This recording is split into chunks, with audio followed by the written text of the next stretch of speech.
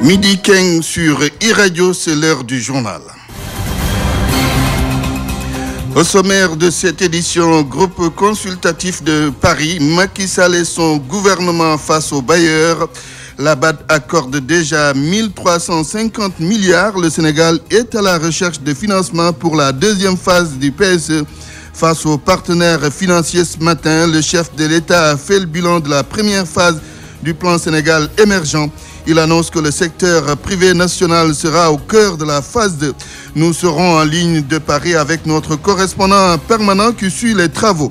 Que ceux qui refusent de faire leur déclaration de patrimoine soient démis de leurs fonctions. C'est le vœu de Maître Abdoulaye Babou. D'après la robe noire, c'est le président de la République qui est désavoué par ce beau monde. Senghor Mamadou Dia, 56 ans après la grave crise politique de 62 au sommet de l'exécutif, l'on s'en souvient aujourd'hui, 17 décembre, des moments de turbulence qui avaient conduit au renversement du gouvernement du président du Conseil. La crise de 62 pose en même temps la sempiternelle dualité au sommet de l'État. Nous y avons consacré un dossier dans ce midi. Dans l'actualité sociale, les travailleurs de l'autoroute Ila-Touba exigent le paiement de leurs indemnités de fin de contrat. Ils étaient engagés pour 5 ans alors que les travaux ont duré 3 ans. Ils étaient en sit-in ce matin. Dans cette grogne sociale, il y a aussi le Sud-Just qui observe un arrêt de travail depuis 11 heures. Et puis, les syndicats de la santé qui déroulent leur 17e plan d'action. L'actualité internationale et les sports seront au menu de cette édition. À la fin, suivez de 19 le journal de la présidentielle. Bienvenue à toutes et à tous. Au micro, Antoine Diouf à la technique Insensec. Mesdames, Messieurs, bonjour. Le Sénégal face aux bailleurs à Paris, c'est à l'instant. Et depuis ce matin, le président de la République et presque l'ensemble du gouvernement, mais aussi des directeurs généraux, ont entamé les discussions avec des partenaires financiers dans le cadre de la 8e édition du groupe consultatif. Et notre pays compte sur ses bailleurs pour récolter 2850 milliards de francs CFA. Cet argent va servir à financer la phase 2 du plan Sénégal émergent. La BAD accepte déjà de mettre sur la table 1350 milliards. Le président Macky Sall a entamé son discours par la présentation du bilan de la première phase du plan Sénégal émergent. Il s'est apaisanti sur le PIDC, le PUMAN, l'ADER, l'OFNAC, sans oublier le dialogue national. Pour la phase 2 du PSE, le chef de l'État a déclaré que le secteur privé national sera au cœur. Nous allons écouter le président de la République parler des différentes réalisations dans le cadre du PSE, mais tout en ayant une ouverture vers le futur. Macky Sall devant les bailleurs ce matin, morceau choisi. Avec un taux d'accouchement assisté par des personnes qualifiées de 85%.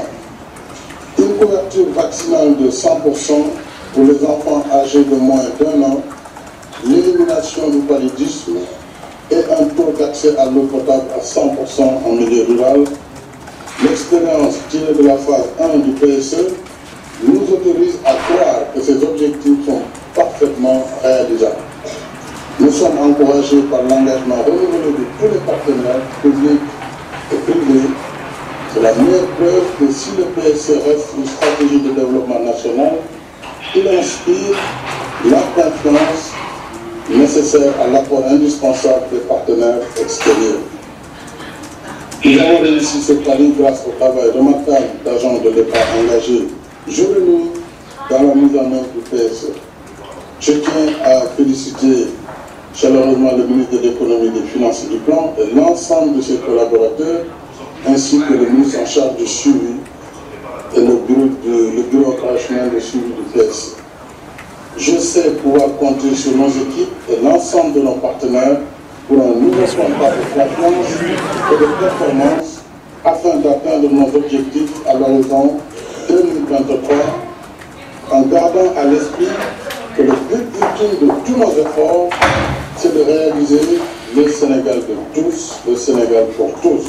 Je déclare ouvert les travaux du groupe consultatif pour le financement du plan d'action prioritaire 2019-2023. Je vous remercie de votre attention. C'était donc le président Macky Sall ce matin devant les bailleurs au groupe consultatif de Paris. Donc. Nous avons en ligne Ibrahima Kamara cette fois-ci. Vous nous entendez, Ibrahima? Oui, je vous entends bien, Antoine. Très bien. Au-delà de ce que nous venons de dire, que retenir d'autre? Alors, ce qu'on peut retenir, c'est que le président Macky Sall a présenté son bilan en faisant un inventaire des réalisations du plan Sénégal émergent. Il a évoqué la formation professionnelle, une nouvelle méthode dite école-entreprise, dont 30% des élèves seront orientés vers l'apprentissage de métiers, la couverture maladie universelle, qui, selon lui, a atteint 47% de la population. Le programme de la carte d'égalité des chances, le PUDC, le programme de modernisation des accès frontaliers, appelé PIMA aussi, avec des infrastructures de base. C'est ainsi que le président de la République a présenté un premier bilan auprès des bailleurs de fonds, Antoine, avant bien sûr de mettre l'accent sur la phase 2 du PSE, qui est prévue à l'horizon 2023. Le président de la République s'est fixé un taux de croissance de 9%. Cette phase 2, Antoine, le secteur privé national sera au cœur de cette phase du plan Sénégal émergent. Nous dit le président de la République. Il y a aussi mis sur la suffisance alimentaire, l'horticulture, la baisse de la mortalité maternelle et infantile, une couverture vaccinale de 100%. L'expérience tirée de la phase 1 du plan Sénégal émergent, selon le chef de l'État toujours, inspire la confiance nécessaire aux partenaires extérieurs.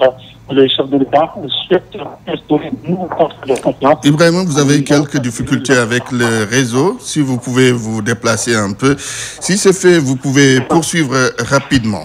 Plan 2 de la phase 2 du plan Sénégal émergent vise surtout le secteur privé national, Antoine, selon le chef de l'État, à l'horizon 2023. Il s'est aussi fixé un taux de croissance de 9%, en mettant aussi l'accent sur la couverture vaccinale. L'expérience tirée aussi de la phase 1 du PSE inspire la confiance aux partenaires extérieurs.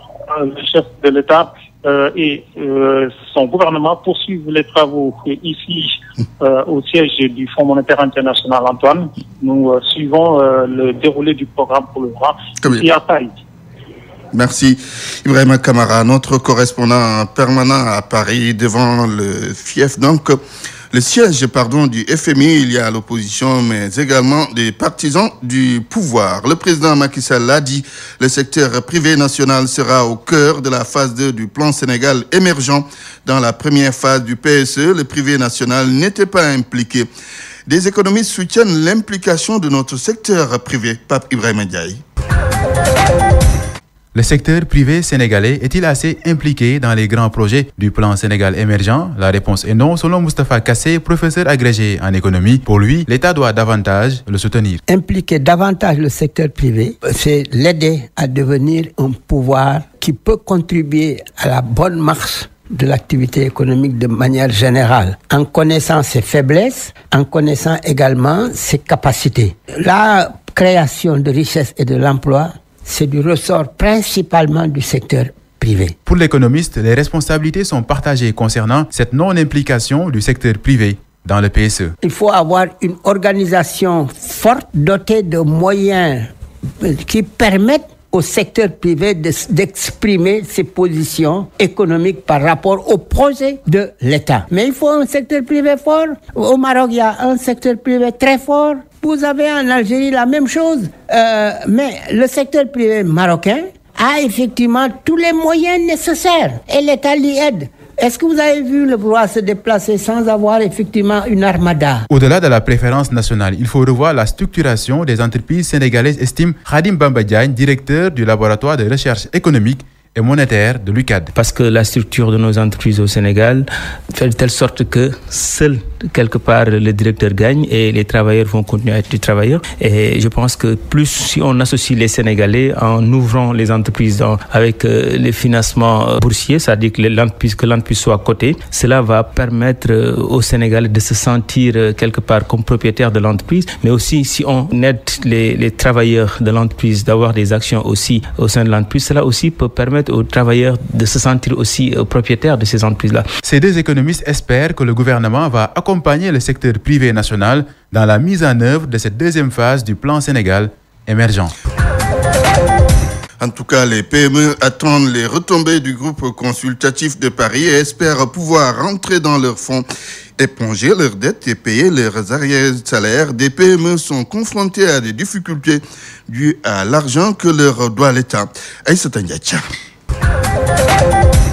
La situation des PME-PMI au Sénégal est peu reluisante. Beaucoup de petites et moyennes entreprises ne produisent pas de la valeur ajoutée et croulent sous le poids de la dette. Le directeur général d'une petite et moyenne entreprise, la SATEC, nous explique la situation. Depuis le mois de juin, nous vivons des problèmes extrêmement pénibles. On est déjà à plus de 4 mois d'arriérés de salaire. La banque qui nous a accompagnés dans ce projet nous met des agios tous les mois. Finalement, on va se retrouver avec un déficit. Nos fournisseurs également partenaires ont bloqué nos comptes. Pour des sociétés de notre mesure, avoir plus de 100 millions de dettes que l'État ne peut pas nous couvrir, c'est très difficile à combler. Malgré ces difficultés et cette dette de plusieurs milliards, Moustapha Ndiaye espère qu'après la réunion du groupe consultatif de Paris, des fonds seront mis en place et la dette soldée. Donc ce que nous attendons, c'est que l'État puisse mettre en place les moyens financiers pour solder la dette. Parce qu'aujourd'hui, on parle d'une dette globale de 148 milliards avec des prêts financiers, avec les agios. Donc, avec ce fonds qui doit être mis en place, nous osons espérer que tous les PME seront soldés. Beaucoup d'espoir donc sur les retombées du groupe consultatif pour pouvoir payer les arriérés de salaire et regagner la confiance des partenaires. On ne peut qu'avoir de l'espoir en espérant que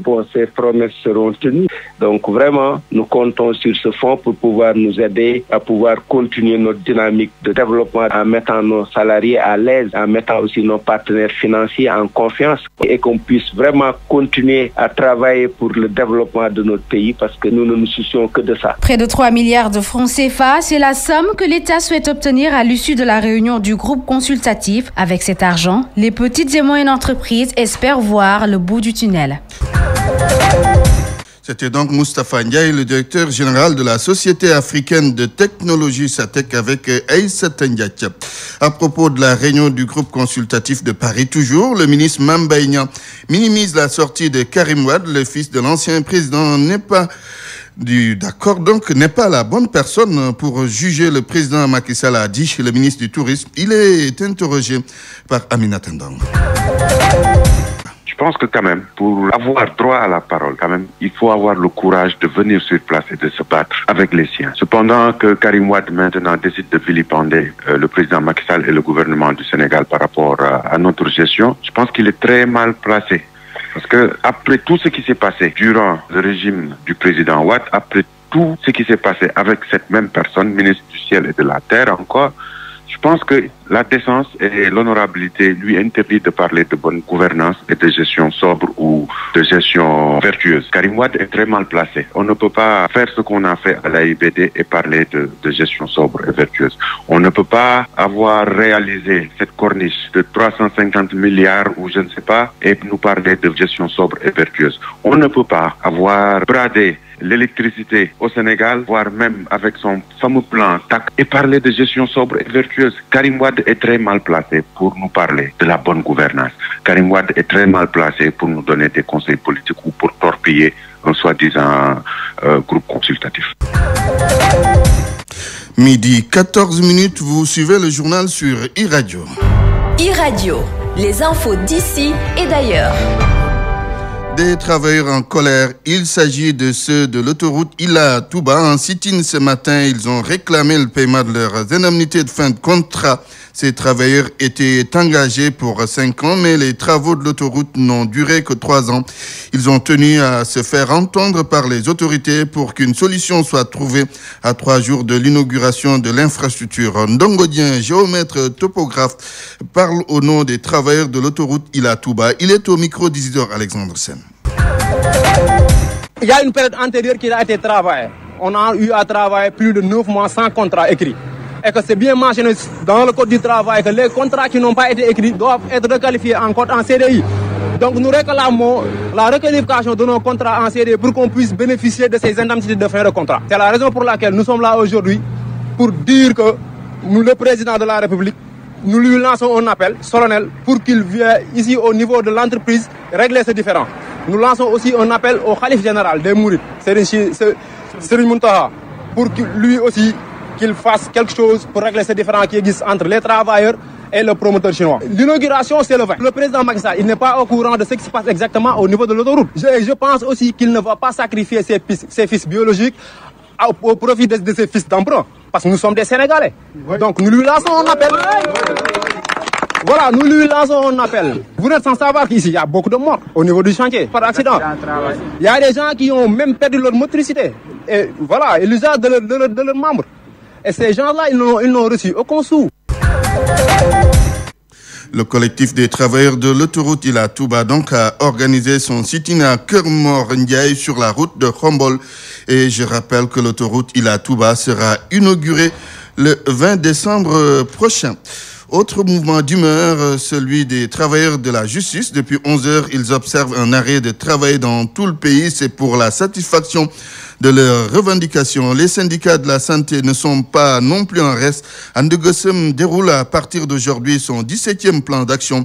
Au centre de santé Dominique de Guédiawaye, les malades subissent les conséquences de ce mouvement de grève. Ils souffrent le martyre dans les couloirs de la structure sanitaire. Reportage à Guédiawaye, Boudal Ndiacha. L'Alliance des syndicats autonomes de la santé, And Gueusseum, ne lâche pas du lest. Papa Boubacar Thiam, chargé de communication de And Gueusseum, district de santé de Pikine, et ses camarades ont décrété 72 heures de grève à partir de ce lundi 17 décembre. Papa Boubacar Thiam. Dans ce même siège, pour poursuivre le mot de grève, le CTM And Gueusseum entame une grève de 72 heures à partir du 17, 18, 19, mercredi 19, marche nationale prévue, lundi 24, marche nationale prévue, 26, 27, 28 décembre, une grève encore de 72 heures. Le 28, il y aura une évaluation du plan d'action. Il dit certes déplorer la situation, mais pour eux, la responsabilité incombe à l'État du Sénégal. Forcément, il doit y avoir des répercussions sur la population. Et de ce que nous sommes dans un syndicat de lutte, et la grève est encadrée par la loi. Voilà. Nous en excusons par rapport à la population. Nous savons que c'est difficile d'être de se faire soigner, mais cela incombe à la responsabilité de l'État. Nous sommes dans les couloirs du centre de santé de Dominique. Des patients sont venus de loin, mais n'ont pas pu voir le médecin aujourd'hui.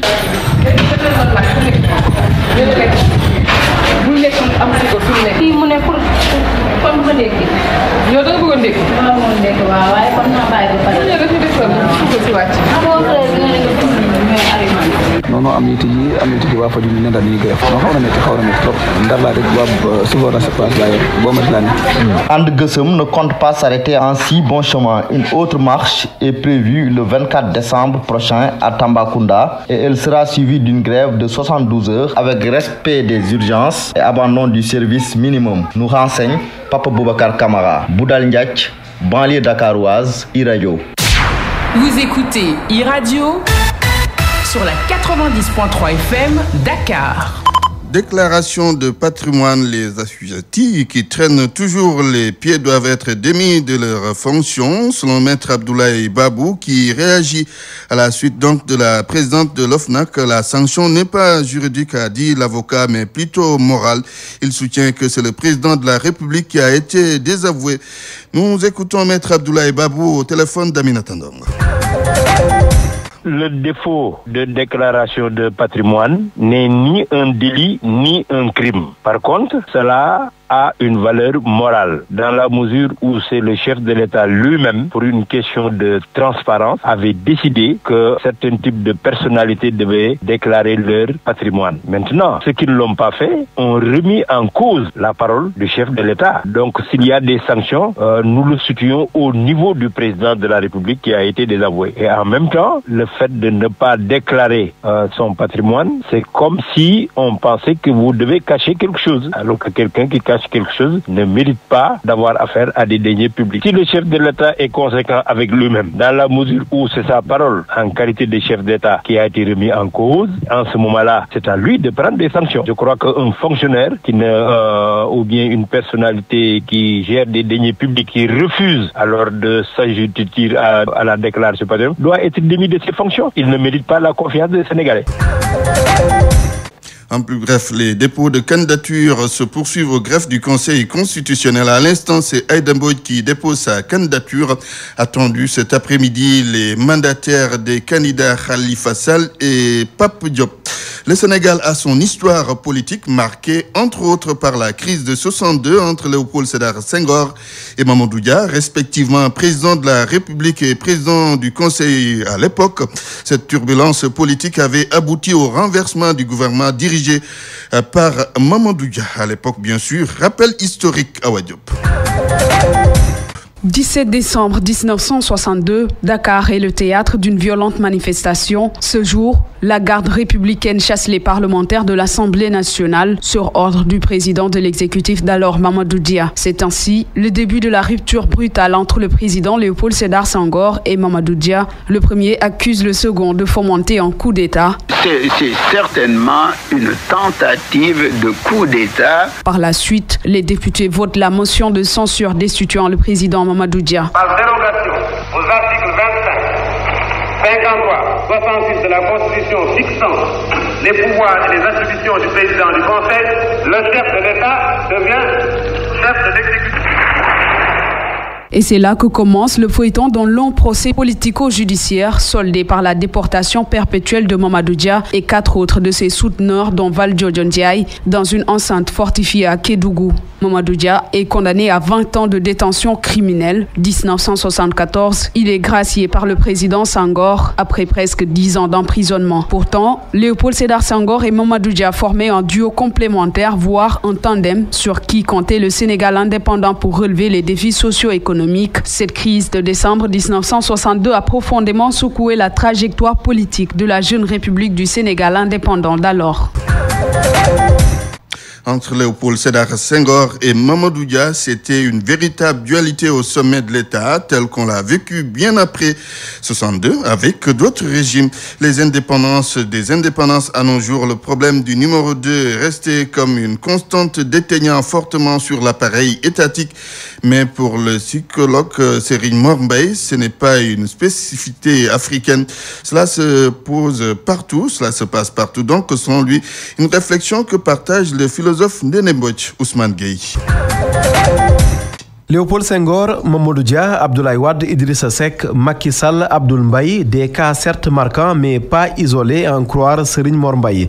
Le psychosociologue estime qu'il n'y a rien de nouveau sous le soleil, pour ne pas dire sous la politique. Mais c'est partout pareil, à l'échelle du monde et de l'humanité, il y a eu toujours des couples, et des couples carrément fusionnels, parce que dans bon nombre de cas, je pense que les deux couples les plus significatifs, les plus forts, c'était Senghor et Dia, Idrissa et Abdoulaye Wade. C'est les couples les plus significatifs où il y avait un rapport complètement fusionnel, un rapport affectif qui a fini par basculer par la trahison, parce que en réalité, il y a trahison quelque part, c'est une évidence. Le philosophe Ndéné Mbodj, d'accord avec Serigne Mor Mbaye, mieux il l'explique par le problème de l'héritage. Le problème majeur, c'est le problème de l'héritage, et nous sommes dans une société gérontocratique avec tout ce que le terme pour renfermer ou référer, ce sont les mêmes problèmes qui reviennent. Donc je crois que le problème surtout n'est pas spécifique au champ politique. Si vous l'analysez en ces termes, vous tromperez. C'est juste un problème de vedette et de vendetta. En réalité, il ne s'agit même pas de la position, position numéro 1 ou position numéro 60. Peu importe, l'essentiel est que la figure de l'héritier ou du numéro 2 ou 60 a toujours posé un problème. L'auteur du livre Le Sénégal des enlisements pointe donc un enlisement de plus avec cette question du numéro 2 qui visiblement n'a pas fini de marquer notre histoire politique. L'actualité internationale sur e-Radio. Bokar Alpha Kane, bonjour. Bonjour Antoine Diouf. La situation en République démocratique du Congo s'invite dans les débats du Parlement belge. Oui, lors des questions au gouvernement, le député Georges Dalmagne a interpellé le ministre belge des Affaires étrangères sur les violences qui entourent la campagne, émaillée, comme vous le savez, par des incidents ayant entraîné des morts et de nombreux blessés. Je vous propose d'écouter la question du député Georges Dalmagne. La situation politique en Belgique tendrait presque à nous faire oublier que la situation au Congo dégénère complètement. Il y a encore eu l'incendie de dépôt à Kinshasa où il y avait des machines à voter et le régime Kabila accuse sans aucune preuve, de manière totalement farfelue, le candidat de l'opposition d'être derrière cet incendie. On le sait, il n'y a pas d'observation électorale européenne qui est tolérée. La machine à voter, la fameuse machine à voter, les listes électorales posent toujours des inquiétudes très lourdes. Et il n'y a pas non plus évidemment d'apaisement, on le voit aujourd'hui à travers les tirs à l'égard et à l'encontre de certains candidats et notamment du candidat Martin Fayulu. Alors on sait aussi que le régime de Kabila avait accepté ce processus électoral parce qu'il pensait que l'affaire était faite, que son candidat pourrait être élu facilement, parce qu'il avait truqué ce processus électoral. Mais aujourd'hui on voit que ce candidat, Martin Fayulu, suscite un énorme enthousiasme, que les foules se déplacent sur son chemin. Il a visiblement un soutien populaire très important et donc le régime fait ce qu'il fait à chaque fois.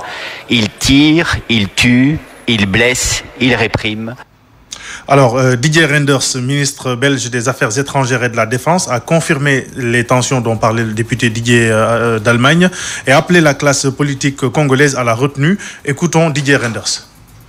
Aujourd'hui, je suis particulièrement préoccupé par le durcissement des conditions de campagne. Il y a eu des incidents sérieux lors du passage par Lubumbashi du candidat à la présidentielle de la coalition Lamuka, c'est-à-dire un des principaux candidats d'opposition, vous l'avez cité, Martin Fayulu.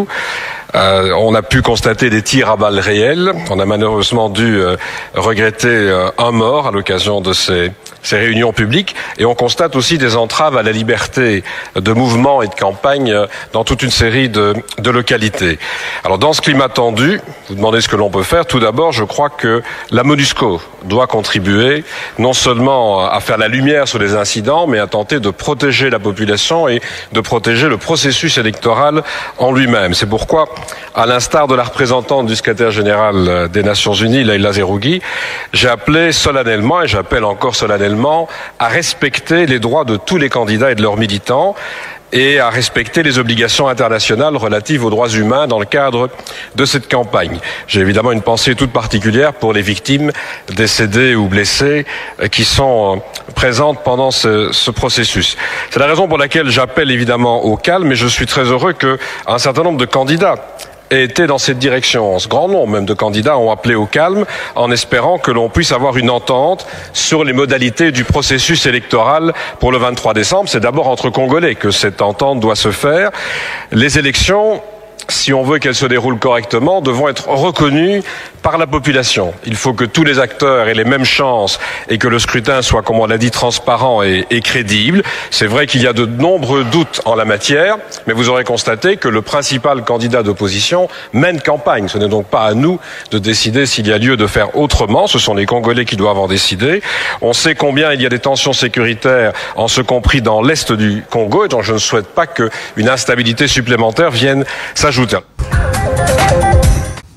Alors, à une semaine des élections, Martin Fayulu, candidat de la coalition Lamuka, appelle ses partisans à ne pas boycotter les élections.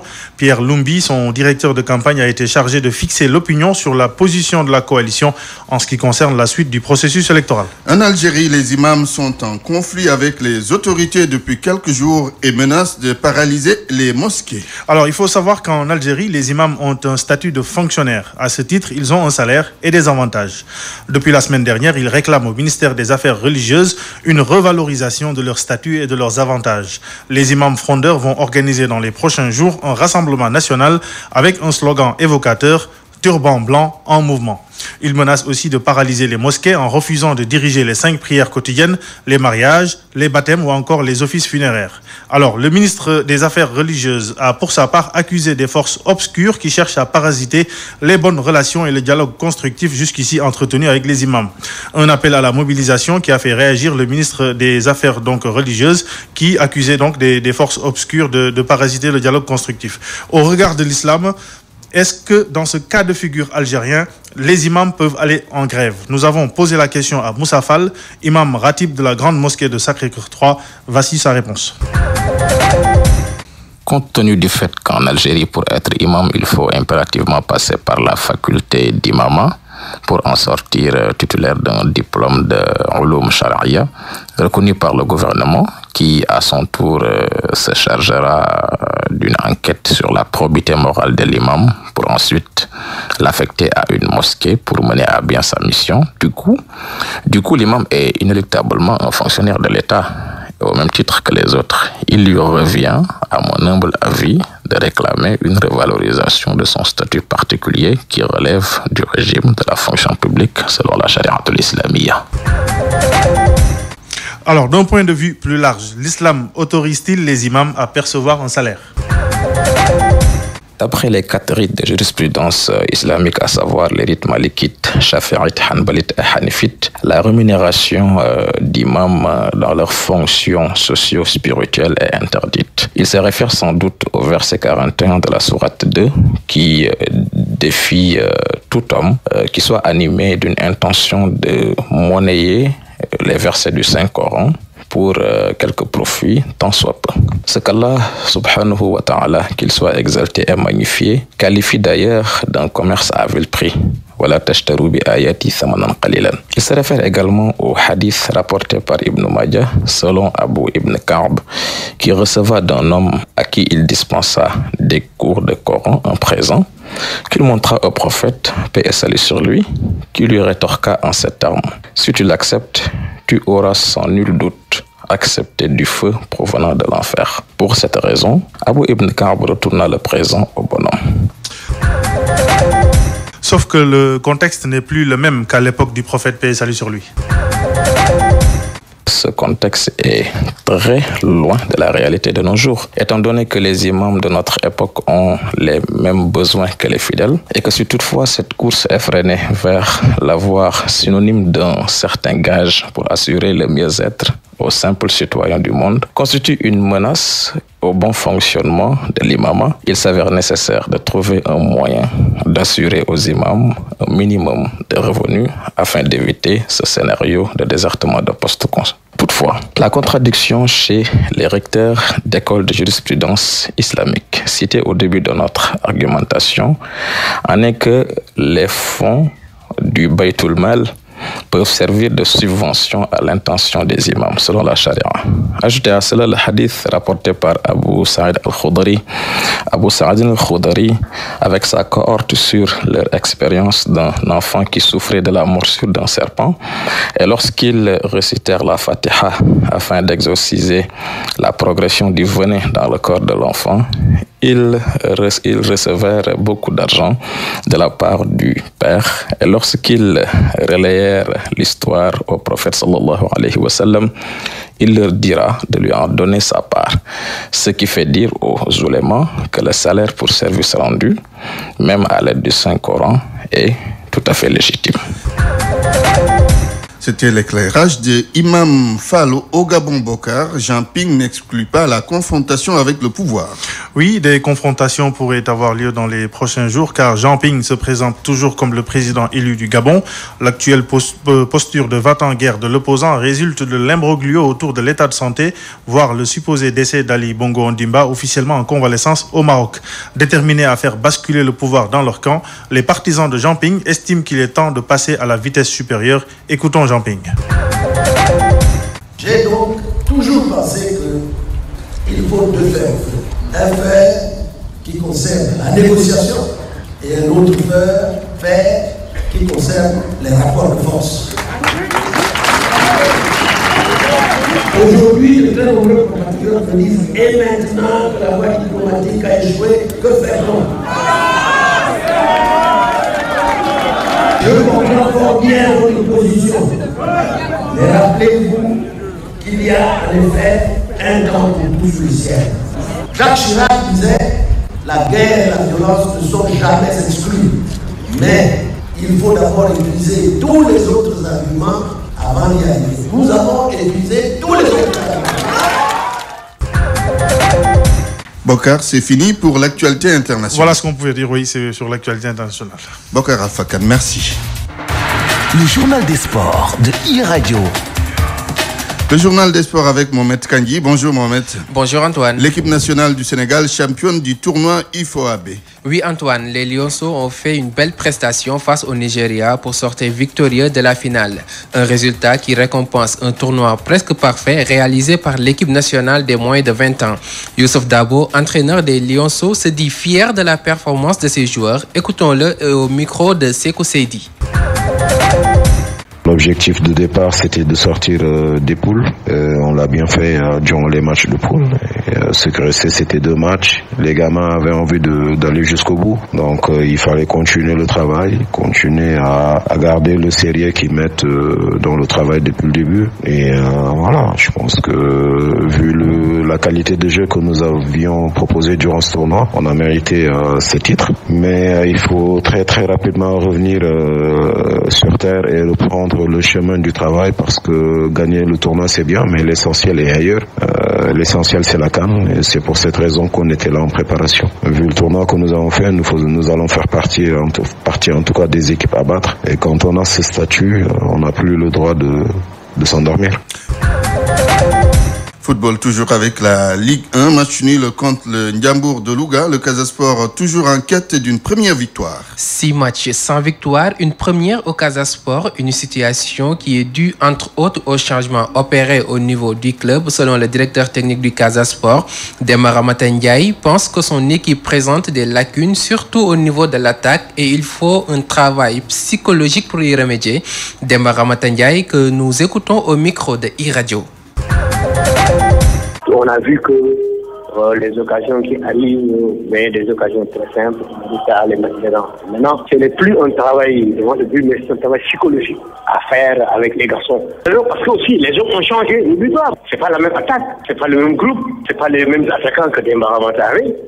Donc, il y a un apprentissage, il y a un renouvellement d'effectifs, il y a un renouvellement des joueurs, il y a plusieurs facteurs environnementaux qui entrent en jeu. Les voyages, le rythme de travail, la récupération, il y a un problème d'adaptation qui va se poser.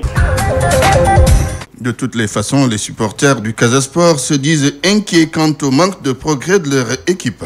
6 matchs sans victoire, le pire début de saison de l'histoire du Casa Sport. Les supporters disent ne pas comprendre ce qui se passe au sein de l'équipe. Toutefois, ils restent optimistes pour la suite du championnat. Hassan Top.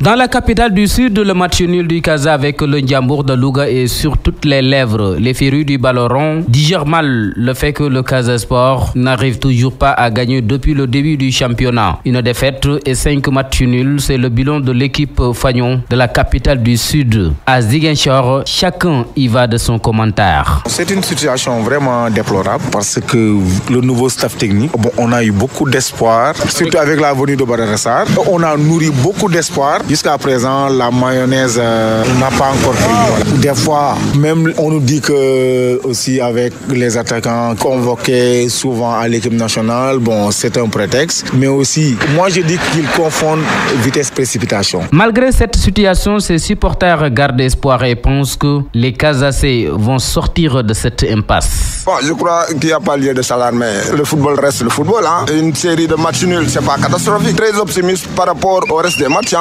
Ça va venir. Le Casa restera toujours le Casa. Et puis, le plus dur, c'est qu'il ne faut pas qu'on se transforme tout d'un coup en spectateur. Nous sommes des supporters, donc c'est justement le moment où il faut affirmer notre collaboration auprès de ces gens-là du Casa Sport. Il faut les supporter. Moi, je sais que ça va venir. Je crois faire. Ce pur début de saison est à vite rangé aux oubliettes selon ses supporters. Badara Sarr et ses poulains doivent réagir et vite pour redonner le sourire à ces inconditionnels du Casa Sport. Organisation de la CAN 2021, la CAF fait marche arrière. Cela fait suite, Antoine, à la plainte de la Fédération ivoirienne de football au tribunal arbitral du sport. Après avoir retiré l'organisation de la CAN 2019 au Cameroun, la CAF voulait déclarer l'organisation des éditions 2021 et 2023. Mais la détermination des Ivoiriens a obligé la CAF à revoir sa copie. L'instance dirigeante du football africain a confirmé que l'attribution de la CAN 2021 au Cameroun n'était pas encore entérinée. Une première victoire ivoirienne en attendant l'avis du tribunal arbitral du sport. Ligue européenne des champions, le tirage au sort révèle plusieurs chocs. Le Paris Saint-Germain jouera contre Manchester United. La Juventus fera face à l'Atlético Madrid alors que Liverpool se rendra à Munich, Tottenham à Dortmund. Le Barça jouera contre Lyon, le Real contre l'Ajax, la Roma contre Porto et enfin Manchester City fera face à Schalke 04. Antoine. Merci Mohamed Kandi pour cette page des sports. GD16 vous offre la revue de presse. Presse du jour, Ousmane Gueye. Concentration maximale pour le chef de l'État du Sénégal. Oui, ne perturbez pas, le candidat Macky Sall fait son grand oral financier devant le club des investisseurs ce lundi à Paris. Comme le témoin, la presse du jour fait un large zoom sur les objectifs de la mission. Ou plutôt l'objectif parce que le promoteur du plan Sénégal émergent n'en a que un, visiblement mobilisé 2850 milliards CFA. 2850 ou 4684 comme affiché à la une de Vox Populi, les confrères semblent submergés par cette pluie de milliards attendue dans la capitale française. Après la pluie, le beau temps, pas si sûr et pour cause le candidat déclaré du PDS à la prochaine présidentielle compte influencer la météo. D'après la Tribune, Karim Meïssa Wade a demandé aux bailleurs d'auditer les finances publiques avant le groupe consultatif.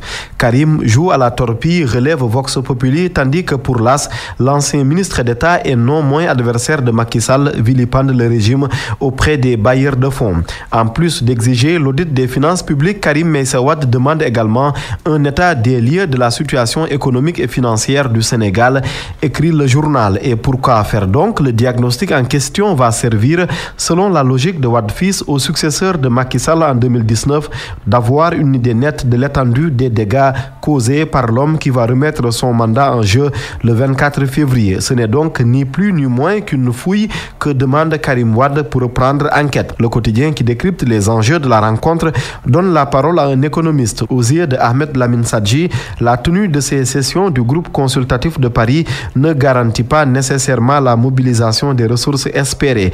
De plus, regrette ce spécialiste des chiffres, l'activité technique devenue un rendez-vous de corvée pour les gouvernements des pays francophones de la période des ajustements structurels vire aujourd'hui à une campagne médiatique de politique politicienne. Des milliards, il en est encore question avec l'affaire du Prodac.